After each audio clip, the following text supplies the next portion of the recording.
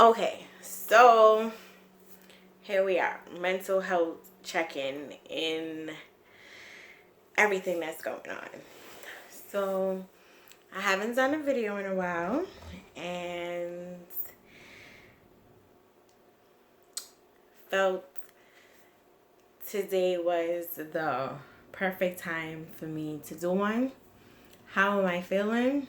I am not okay. I'm tired. I spent the last week and a half crying every day, I'm going to say, and still having to show up in my regular life and job, and still carrying out my everyday duties and responsibilities, and still being 100% there and acting like everything is okay while carrying the burden of everything that's been happening in terms of the police brutality, the protests, the riots. I want to say that I feel like I am the most tired of having to explain why I'm not okay. And I think the bigger part of that is having to explain why I'm not okay to people who look like me.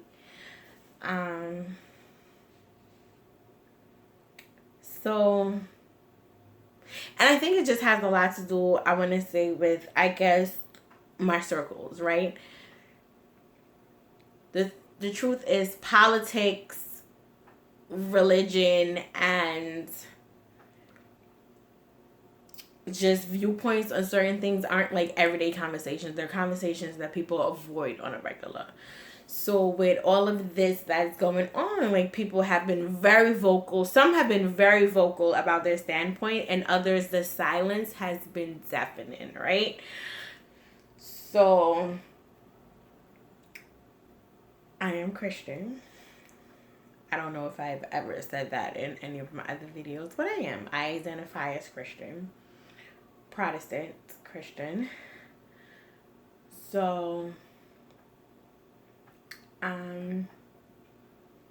with just the viewpoints, I want to say there's a lot of people on my just social media timeline that agree most of their viewpoints with the president, which I do not.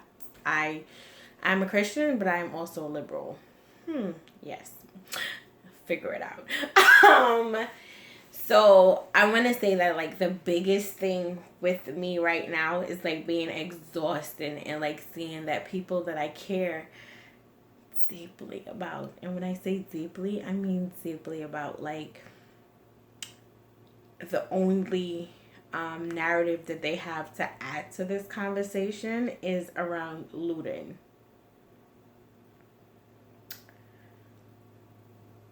So one thing about me that I'm pretty sure that you guys have figured out from my videos is that I have a lot of feelings. My feelings are a big part of my identity. My feelings are a big part of me. So my feelings are out there, right? And I'm still working on this because sometimes I allow my feelings to consume me, which is not a good thing. So, I've been taking everything in, and I've not been feeling okay. But with that said, like I said, a lot of people that I hold in high regard, or that I love deeply, the only thing that they've been vocal about is about the looting. And I want to scream when I see that, because it's just kind of when you ask me if looting proceeds over a life, it doesn't. It doesn't. Any life. And the fact that life, first of all, the fact that life is somebody that is black, and it's not just this incident, but it carries over to so many other incidents, and the fact that black life represents so many things and so many people that are in my life currently. So I could easily picture anybody in my family that I hold very dear to my heart being that person. Because the bigger picture is, let's be very honest, right? In any large crowd, whenever something like this happens, there are people who are opportunists that takes advantage of the situation, right? So the bigger picture about it is that the truth, the only way to kind of like stop the looting, or right, is to stop the protest. And that bothers me that you are willing to preserve buildings and material things as opposed to fight for the preservation of Black lives and justice behind the preservation of Black lives. Me, I have tunnel vision. So the only thing right now I'm seeing are those Black lives. I'm sorry.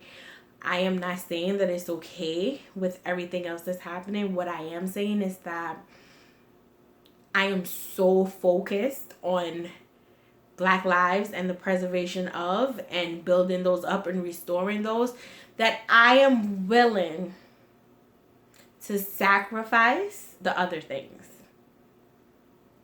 And I know it's like, well, those aren't your things.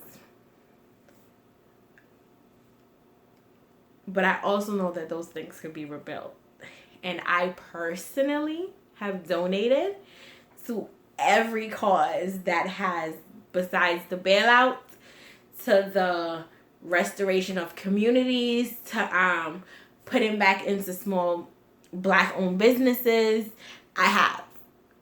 So, because I'm not saying that it's okay, but what I am saying is that it's a casualty to the bigger picture. And I'm so focused on the bigger picture that I can't be sidetracked or derailed by everything else that's going on. Another feeling that I have is that I don't know how to, and this is me speaking for myself. At this point, it's just kind of like, I don't know how to address my white friends. I have white friends and I love them dearly. I absolutely love them dearly.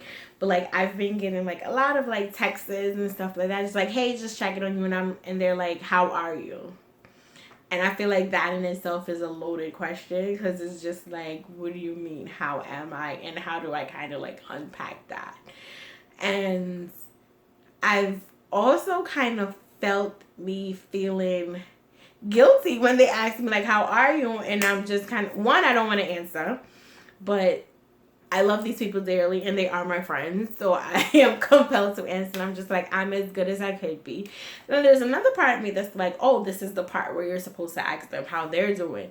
And the truth of the matter is, I feel like I just, right now, I don't have the capacity to be like, how are you doing? And then take in whatever it is that they have to say, because one of the things that's happening is that in like every forum that I go to, the space is opened in terms of like, how are you feeling?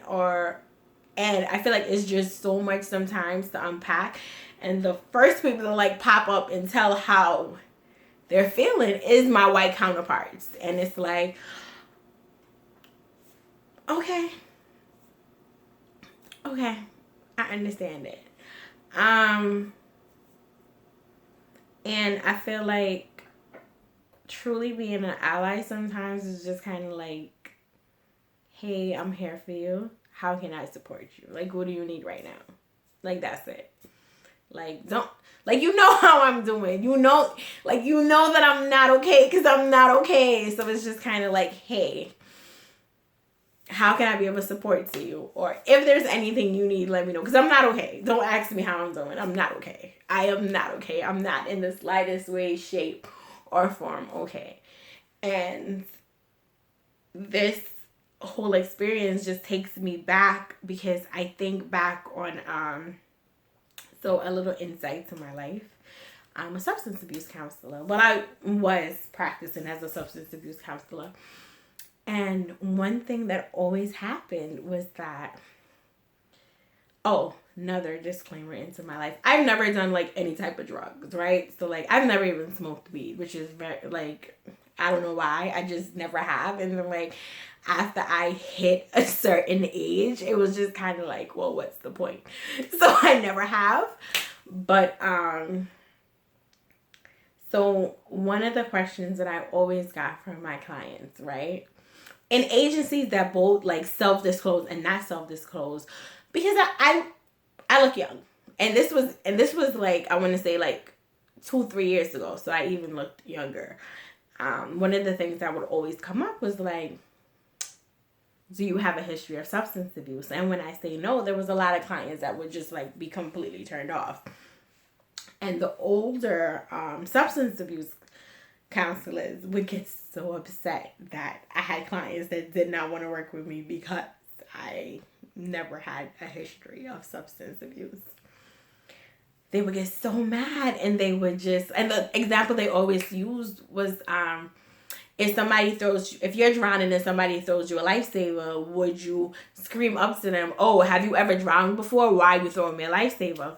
But at the same time, one of the things that I always said to those clients were, what do you feel that you need in this moment to help you with your recovery? Like, if you feel that it's not me because you need something to relate to, or because that holds some value for you, then I have no problem transferring you.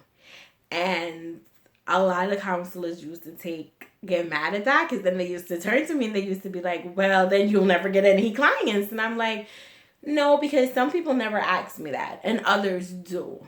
But it's personal and it's their journey. So I have to be open and receptive to that, because if they're not able to receive what I have to say because they have an initial mind block, then that's what it is. I feel like dealing with my white friends at this point is the same thing. Like, the only thing that I need you to do right now for me is to ask me what I need, and that's it. Don't assume what I need. Which is why, like, sometimes, like, just watching the riots and I see, like, white people, the protest that turns into riots, because they are people that are smashing windows, and the people that are smashing windows don't look like me, and they're outraged. And I don't know if it's like they're outraged or if they're like planted. I don't know. But the thing is, they're outraged. And I want to be like, but who asked you to do that? Like, point me into the direction of the black person that told you that this is how I need you to stand with me. Because I'm pretty sure that that person didn't say that.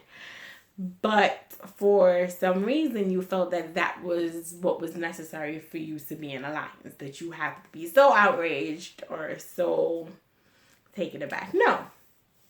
Ask me how to help me, and I will tell you how to help me. But that is my check-in for right now. I'm not okay. I actually took a break from social media today, because guess what? You guys already know, if you watch my recent videos, like, my feelings and thoughts and everything was already up and down from COVID started. Me being in the house by myself, I was already like readjusting, like going up and down. Like, that was already a thing. And then this came, and it was just like so much on me. And seeing the images over and over, and seeing the injustices, and seeing the people crying, and seeing the protests, and seeing all this happening, like, I literally could not take it. And then still having to deal with, whether you believe it or not, I still have like just the regular BS that happens in my everyday life, with people being a-holes and people like just having like regular miscommunications, and everything just took like a bigger toll on me. So I had to like step back today for the first time, because I had to show up in my job and do my job 100%, because my job actually entails changing lives, and I couldn't half-ass it. So that is kind of like where I am right now. And I must say that the fact that I detached for today put me in a whole better space. And that's one of the things that made me even be able to make this video. So, yeah. But that's my mental health check-in for today. And I hope you guys are taking care of yourself. And the reason why I couldn't detach, because I felt like that was my way of like keeping abreast with everything that's going on, and I had to like take action.